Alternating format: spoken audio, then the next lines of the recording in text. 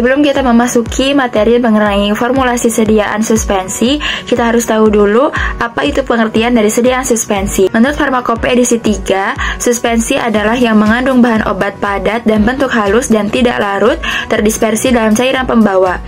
Menurut Farmakope edisi 4, suspensi adalah sediaan cair yang mengandung partikel tidak larut yang terdispersi dalam fase cair.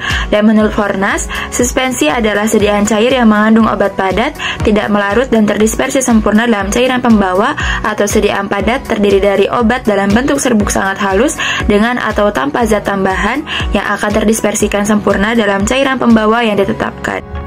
Komposisi-komposisi yang ada pada sediaan suspensi. Yang pertama, ada bahan aktif, contohnya seperti sulfur, praisipitat, kalamin, dan titanium dioksida.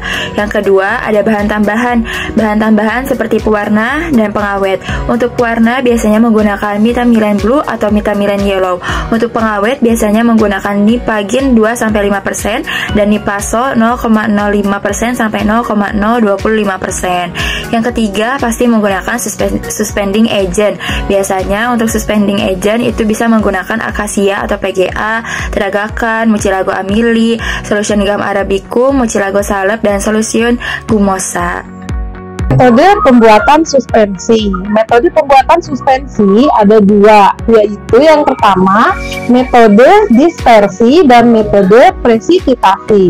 Metode dispersi yaitu dengan cara menambahkan zat serbuk bahan obat ke dalam mucilago ataupun lendir yang sudah terbentuk, kemudian baru kita encerkan. Yang kedua, metode presipitasi, yaitu zat yang akan didispersikan dilarutkan dahulu dalam pelarut organik yang akan dicampurkan dengan air. Setelah larut dalam pelarut organik, diencerkan dengan larutan pensuspensi dalam air, maka akan terjadi endapan-endapan halus tersuspensi dengan bahan pensuspensinya. Metode pembuatan suspensi, maka akan kita evaluasi sediaan suspensi tersebut. Yang pertama yang akan kita evaluasi adalah volume sedimentasi. Volume sedimentasi adalah suatu rasio dari volume sedimentasi akhir atau kita lambangkan dengan FU terhadap volume mula-mula dari suspensi atau kita lambangkan dengan V0 sebelum suspensi itu mengendap. Atau kita rumuskan dengan F sama dengan FU dibagi dengan F0. Sebagai contoh, kita ambil dari beberapa gelas ukur yang ada di samping ini. Di samping ini terdapat gelas ukur yang terdapat suspensi yang dimana di dalamnya terdapat zat yang terdispersi di dalam cairannya. Volume pada gelas ukur yang pertama terdapat cairan suspensi yang zat aktifnya itu terdispersi stabil dalam cairan. Lalu yang kedua ada gelas ukur yang mana suspensi ini sudah terjadi pengendapan. Yang volume awal mula suspensi tersebut adalah 100 ml, lalu terjadi sedimentasi pada volume 50 ml. Maka rasionya akan kita hitung 100 ml kita bagi dengan 50 ml sedimentasi akhirnya. Maka akan kita dapatkan F-nya yaitu atau rasionya adalah 0,5. Pada gelas ukur yang kedua pun sama, di situ sedimentasi memang belum mengendap, tapi mereka masih menggumpal sama dengan cairannya. Maka rasionya adalah 100 dibagi 100, maka akan kita dapat rasionya adalah 1,0. Yang ketiga adalah evaluasi waktu rekonstitusi. Biasanya evaluasi ini digunakan pada suspensi kering. Adalah mulai dari tahap air dimasukkan sampai dengan serbuk terdispersi dengan sempurna. Waktu rekonstitusi terbaik adalah kurang dari 30 detik. Yang keempat ada evaluasi waktu redispersi. Waktu redispersi adalah waktu yang dibutuhkan oleh suspensi untuk dapat terdispersi kembali sehingga merata dari keadaan mengendap. Langkahnya, suspensi didiamkan hingga mengendap, kemudian dikocok sampai dengan endapan terdispersi kembali dengan dicatat waktunya. Kemampuan terdispersi baik bila suspensi telah terdispersi secara sempurna dengan pengocokan dalam waktu maksimal 30 detik. Yang kelima, ada evaluasi kadar air. Evaluasi kadar air ini biasanya digunakan pada suspensi kering. Kadar air yang lebih dari 4% dapat mempengaruhi stabilitas suspensi kering, seperti perubahan warna, bau, rasa, bentuk, pH, dan konsentrasi zat. 6. Ada evaluasi uji organoleptis. Evaluasi uji organoleptis ini yaitu bertujuan untuk mengetahui dari bentuk, rasa, bau, dan warna sediaan dengan spesifikasi yang telah ditentukan. Prinsip dari uji evaluasi organoleptis ini yaitu dengan cara pemeriksaan melalui dari bentuk sediaan, bau, rasa dari sediaan tersebut, dan warnanya menggunakan panca indera manusia. Ada evaluasi uji pH. Evaluasi uji pH ini bertujuan untuk melihat tingkat keasaman suatu sediaan. Alat yang digunakan untuk evaluasi uji pH ini adalah menggunakan kertas lakmus. Dan yang ke-8 ada evaluasi uji bobot jenis. Evaluasi ini bertujuan untuk menjamin sediaan memiliki bobot jenis yang sesuai dengan spesifikasi yang telah ditetapkan.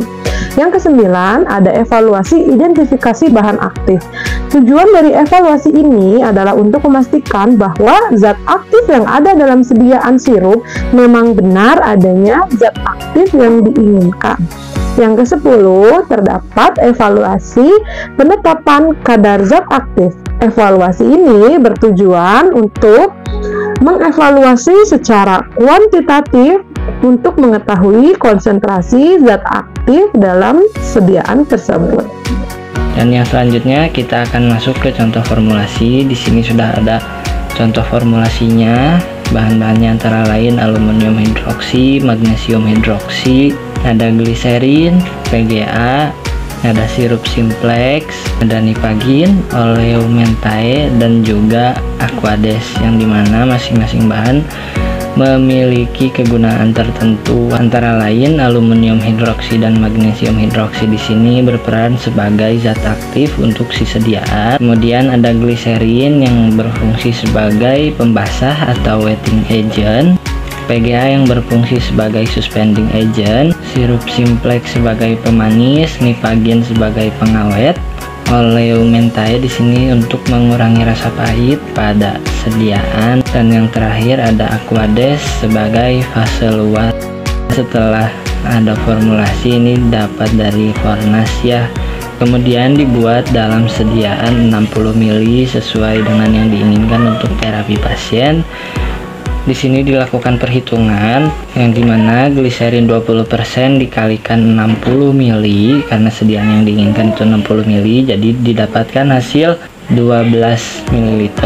Sirup simplex 20 ml sama juga dikalikan 60 ml sama dengan 12 ml juga, dengan perbandingan sukrosa 60% dikali 12 ml sama dengan 7,2 gram atau 7200 mg. Ada air 40% dikali 12 ml sama dengan 4,8 ml. PGA 5% dikalikan 60 ml sama dengan 3 gram. Air untuk PGA nya di sini 1,5 dikali 3 sama dengan 4,5 ml. Nipaginnya 0,1% dikali 60 ml sama dengan 0,06 gram. Dan yang terakhir aquades diad ke 60 ml. Selanjutnya masuk ke tahap cara pembuatan. Yang pertama, siapkan alat dan bahan. Yang kedua, kalibrasi botol sampai ke batas 60 ml. Selanjutnya, timbang PGA 3 gram. Lalu si PGA dilarutkan sampai mengembang dengan air yang tadi 4,5 ml. Selanjutnya timbang magnesium hidroksida yang akan digunakan, yaitu 2,4 gram. Lalu masukkan ke dalam mortir. Selanjutnya sekarang magnesium hidroksida ditimbang juga, kemudian ditambahkan ke dalam mortir yang sudah ada aluminium hidroksida yang tadi. Selanjutnya timbang gliserin dan masukkan ke dalam mortir, diaduk ad homogen. Selanjutnya buat sirup simplex 12 mg dengan perbandingan 60:40. Lalu sirup simplex ditambahkan ke campuran yang sebelumnya dan diaduk ad homogen. Selanjutnya timbang nipagin, masukkan ke dalam mortir, diaduk ad homogen. Kemudian masukkan ke dalam botol yang sudah dikalibrasi 60 ml tadi. Lalu masukkan yang 3 tetes oleum mentai.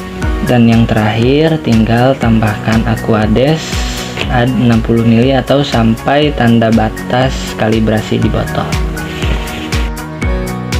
Berdasarkan formulasi yang sudah dijelaskan oleh Afadi sebelumnya, formula ini bertujuan untuk membuat sediaan suspensi yang kemungkinan besar untuk membuat antasida. Mengapa demikian? Karena mengingat penggunaan zat aktifnya itu menggunakan aluminium dan magnesium. Evaluasi hasil formulasi, kesesuaian bahan dan fungsi. Pemilihan bahan dan fungsinya sangat sesuai untuk sediaan suspensi antasida. Mengapa? Karena yang sudah dijelaskan sebelumnya, yaitu penggunaan zat aktifnya menggunakan aluminium dan magnesium. Yang keduanya adalah antasida umum yang bekerja untuk menetralkan asam lambung. Yang kedua, perhitungan jumlah bahan. Perhitungan jumlah bahan untuk 60 ml sediaan tampak konsisten dan besar berdasarkan persentase dan proporsi yang diberikan dalam formula. Ini menunjukkan pemahaman yang baik tentang konversi skala. Secara keseluruhan, formulasi ini tampak dirancang dengan baik, mempertimbangkan aspek fungsional bahan, stabilitas fisik, dan penerimaan pasien. Perhitungan yang disajikan juga akurat berdasarkan proporsi formula. Beralih dari materi contoh formulasi sediaan suspensi, kita harus tahu apa saja kerugian dan keuntungan dari sediaan suspensi. Yang pertama ada keuntungan dari suspensi itu sendiri, yaitu baik digunakan untuk orang yang sulit mengkonsumsi obat seperti tablet, pil, kapsul, terutama bagi anak-anak. Yang kedua, memiliki homogenitas yang cukup tinggi. Yang ketiga, lebih mudah diabsorpsi daripada tablet karena luas permukaan kontak dengan permukaan saluran cerna itu lebih tinggi. Yang keempat, dapat menutupi rasa tidak enak atau pahit dari obat itu sendiri. Dan yang kelima, dapat mengurangi penguraian zat aktif yang tidak stabil dalam air. Lalu kerugian dari sediaan suspensi itu, yang pertama memiliki kestabilan yang rendah. Yang kedua, jika terbentuk caking maka akan sulit terdispersi kembali sehingga homogenitasnya menjadi buruk. Yang ketiga, aliran yang terlalu kental menyebabkan sediaan sulit untuk dituang. Yang keempat, ketetapan dosis lebih rendah dibandingkan sediaan larutan.